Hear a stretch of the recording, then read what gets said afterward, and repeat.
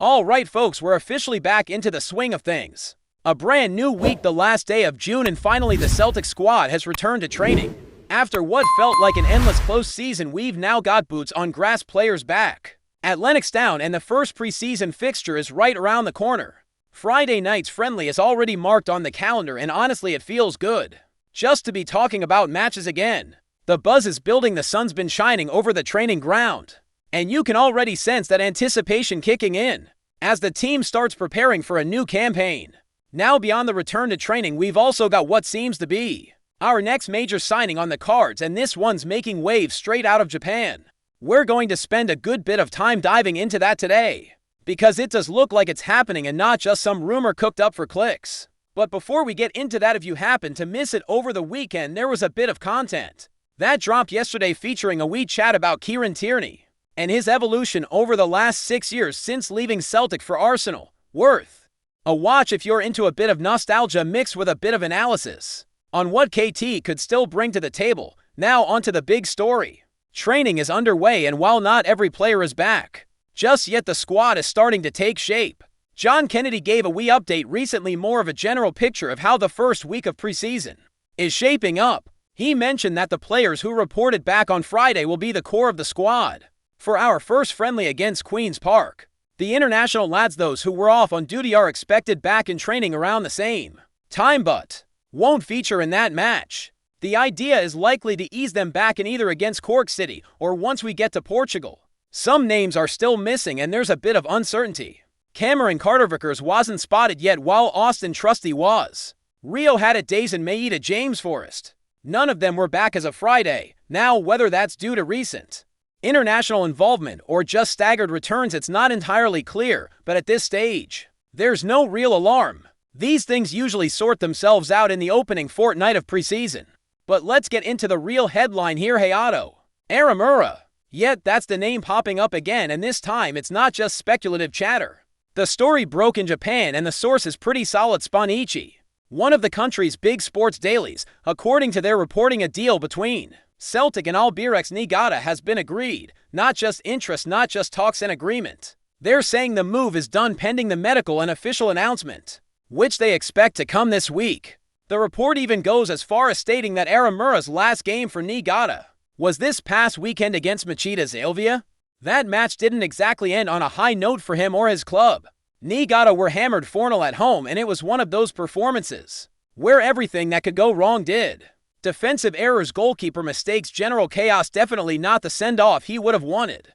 But credit where it's due, despite the score line, Aramura wasn't directly at fault for any of the goals, at least not from what the highlights showed. There's a clip where he drops to his knees after the fourth goal, maybe suggesting he gave the ball away, but without the full let-up it's tough to say. Regardless, the result doesn't affect the transfer. The important bit is that this seems to be happening, and Celtic looks set to land another Japanese defender. So who is Hayao Aramura? For many he might be a relatively unknown name, but let's unpack a bit. He's 23 years old and plays as a left-sided center half. He's left-footed, composed on the ball, and seems to tick a lot of the boxes Brendan Rodgers has been looking for in terms of a progressive defender. He's not just about hoofing it clear. This lad likes to carry the ball, break lines with his passing, and generally play on the front foot. Think of someone like Christopher Julian in his prime, or going even further back, a young Christopher Ager with his surging runs out of defense. Now Aramura hasn't been playing professionally for very long.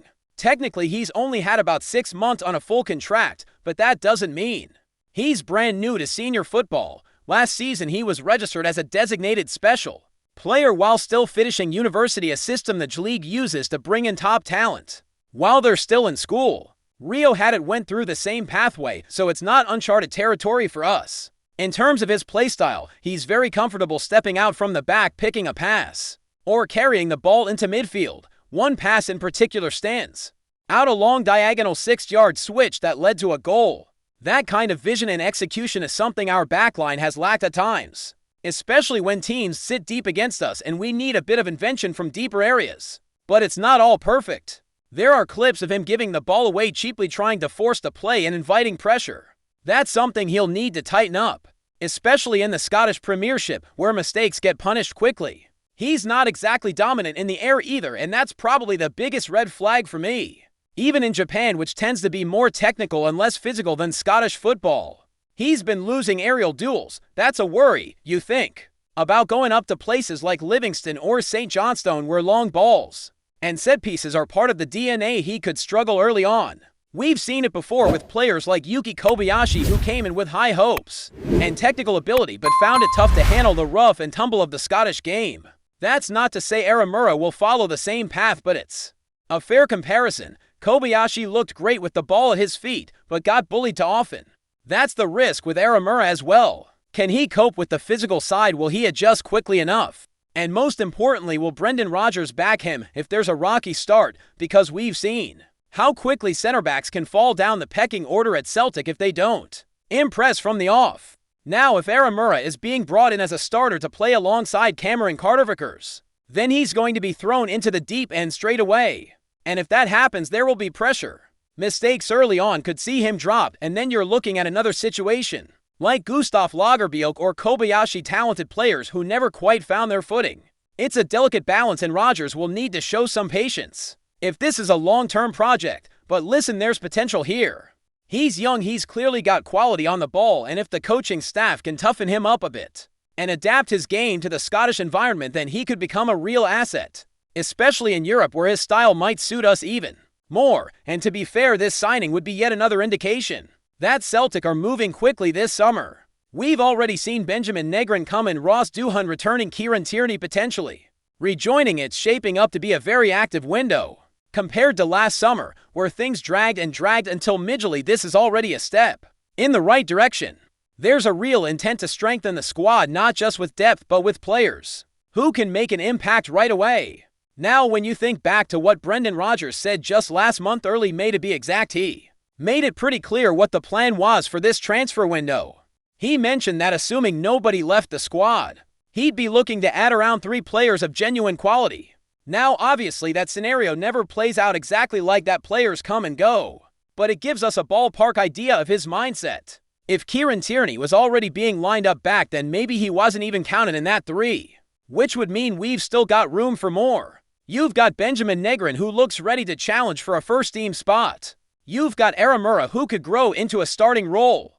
And if the links to Osman are anything to go by, that could be another one through the door in the coming days. Add to that the idea that we're probably still targeting another left back and a striker, maybe even a midfielder depending on outgoings, and this squad could look very different come the start of August. But here's the thing that stands out to me: the pace of business this year is so much sharper than it was 12 months ago. Last summer we didn't land a notable signing until the middle of July.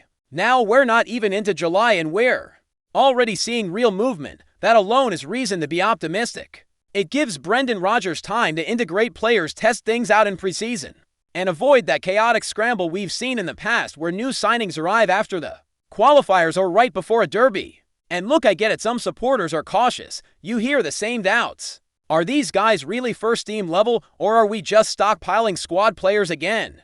But even if you want to play the cynic, there's no denying that Tierney and Negron are first-team material, and that's the solid upgrades before the serious stuff even begins. It might not be perfect yet, but it's progress, and after the way the second half of last season played out, flat performances, a bit of stale energy, this kind of freshening up was badly needed.